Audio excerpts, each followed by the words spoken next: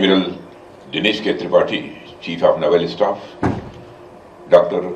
Sameer V. Kamath, Secretary, DDR&D and Chairman, DIDO, Vice Admiral Sri Sanjay Bhalla, FOC and Sea Eastern Naval Command, distinguished heads of navies, heads of military and international delegations, officers and the sailors of Indian Navy, friends from media, ladies and gentlemen.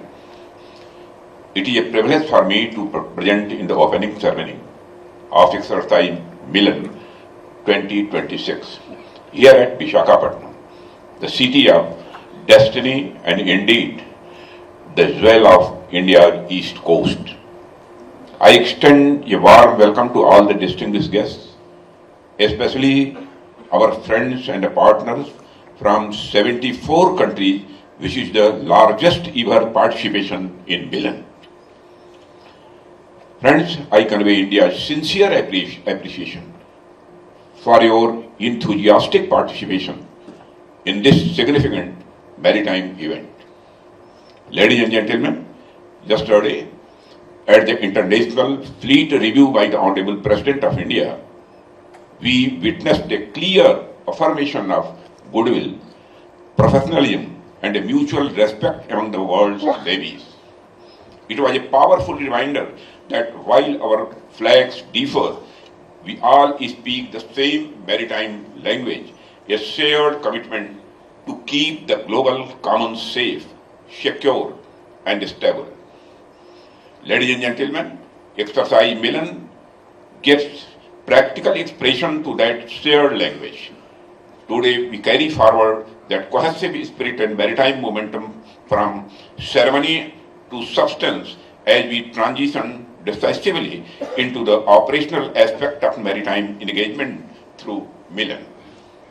Inspired by the Hindi word MILAN, meaning a meeting of friends, this exercise represents in its truest sense a meeting of equals and a confluence of like-minded nations and maritime professionals united by a common purpose. From its mindset, beginning in 1995 at Sri Vijayapuram, when a small group of friendly navies first came together, MILAN has grown steadily in scope and stature. Over the years, due to concerted efforts of all partners, MILAN has evolved from a regional interaction into one of the world's most prominent multinational level exercise. It has evolved into one of India's most credible and consistent maritime engagements. This year, with the participation of more than 74 nations, MILAN 2026 stands as the largest and most inclusive edition to date, a reflection of the confidence the global maritime community places in India as a trusted and responsible maritime partner. Ladies and gentlemen, MILAN 2026 seeks to enhance interoperability among navies of partner countries, improve professional competence by sharing of the professional experiences and practices, and deepen friendship among participating navies by evolving bonds of mutual advantage.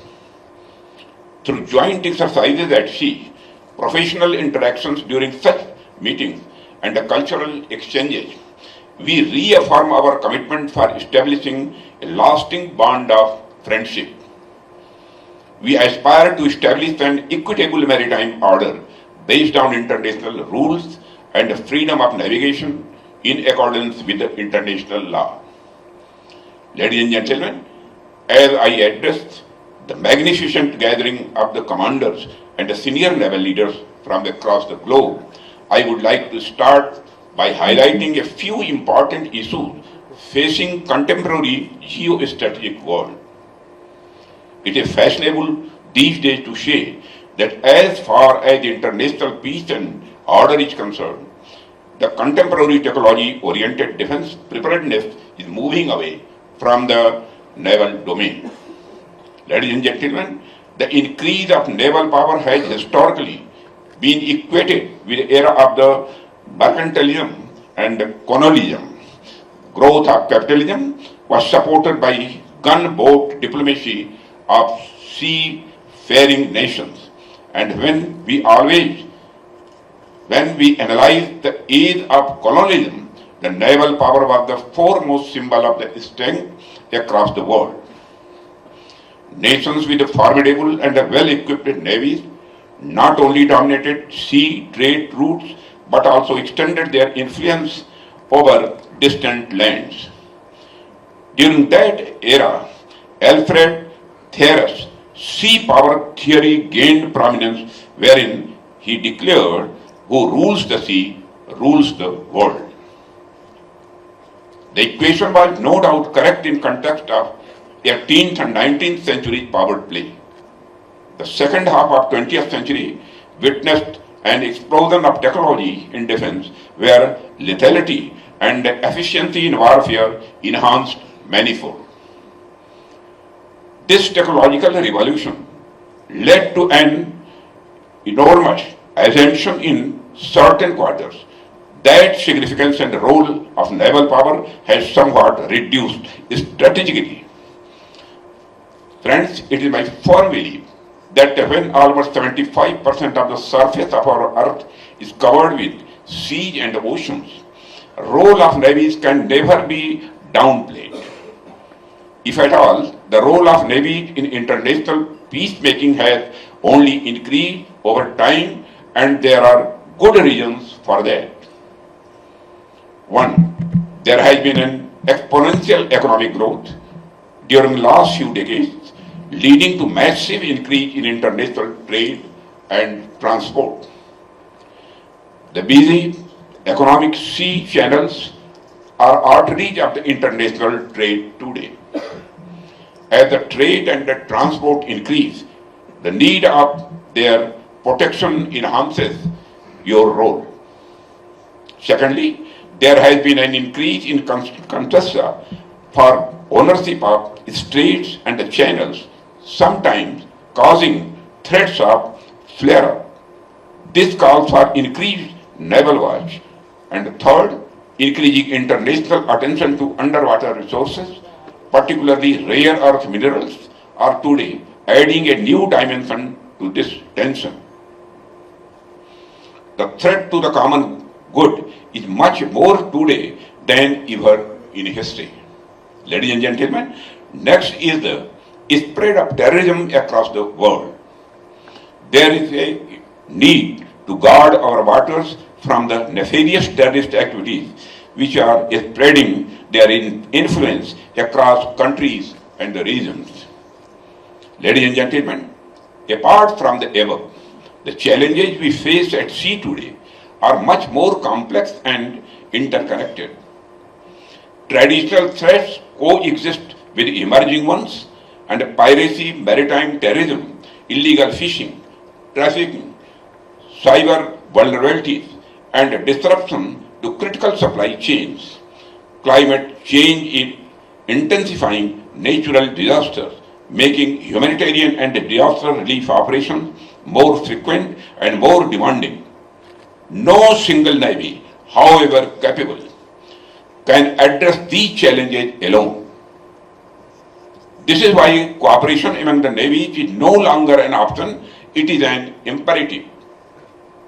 It is in the context of these issues that the responsibilities of the navies have only increased in recent decades.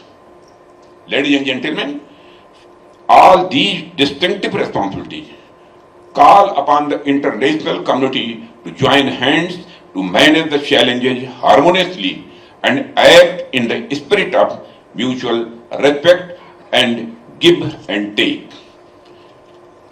It is here that I would like to give you an idea to ponder over. The United Nations Convention on the Law of Seas, or UNCLOS, provides a robust legal framework for addressing matters related to international waters. UNCLOS provides a comprehensive and a time-tested mechanism for dispute redressal and a peaceful coexistence among the nations. It is my belief that this legal framework can be further strengthened through a comprehensive, global naval architecture, one that facilitates information sharing, protects links of the communications, and curbs criminal activities, including terrorism on high seas, along with the usual role of protecting the national boundaries on a global scale. Ladies and gentlemen, when I say this, I am also cognizant of the recent erosion of belief in multilateralism. Today we find that the established international order since the end of Cold War is witnessing an upheaval. The stability of last 60 to 70 years in international order has become uncertain. And we are today in search of the more predictable and certain international system of governance. Platforms like MILAN serve precisely this purpose. They bring together professional expertise, build mutual trust, enhance interoperability, and enable coordinated responses to common challenges. When our ships sail together, when our sailors train together, and when our commanders deliberate together, we build a shared understanding that transcends geography and politics and provides an opportune moment to deliberate on this idea of cooperation. Ladies and gentlemen, India has long recognized the need of this cooperation. Accordingly, our approach to the seas, shaped by vision of Sagar, security and growth for all in the region over the last decade, has evolved into Vision Mahasagar, or mutual and holistic advancement for security and growth across regions. This evolution from Sagar, meaning seas, to Mahasagar, or oceans, reflects India's deepening and expanding commitment to engage with partners in the region and beyond. Ladies and gentlemen, India, on its part, has been a willing partner in all efforts to bring the countries together. We have participated regularly in the multilateral engagements and the coordinated patrols. Our forces have responded swiftly to humanitarian crises, from tsunami to providing timely assistance to our neighbors. We have been engaged in many joint exclusive economic zones, surveillance, and hydrographic assistance and support missions in times of cyclones. As a true Vishwamitra, or a trusted global friend, we will continue to play a constructive and dependable role in the region. And we believe that holistic maritime security and a mutual prosperity are indivisible and can only be achieved through cooperation, trust, and a shared commitment among like-minded nations. Ladies and gentlemen, I would urge all our friends and partners to make the most of the professional and the social engagements scheduled ashore and at sea to build and renew interpersonal and institutional bonds while leaving behind a lasting wake of fond memory. To the officers and sailors of the Indian Navy, particularly those of the Eastern Naval Command, and to the Andhra Pradesh State and Visakhapatnam City Administration supporting this event, I commend your unwavering dedication and efforts. To conclude, I wish MILAN 2026 every success. Thank you. Jai Hind.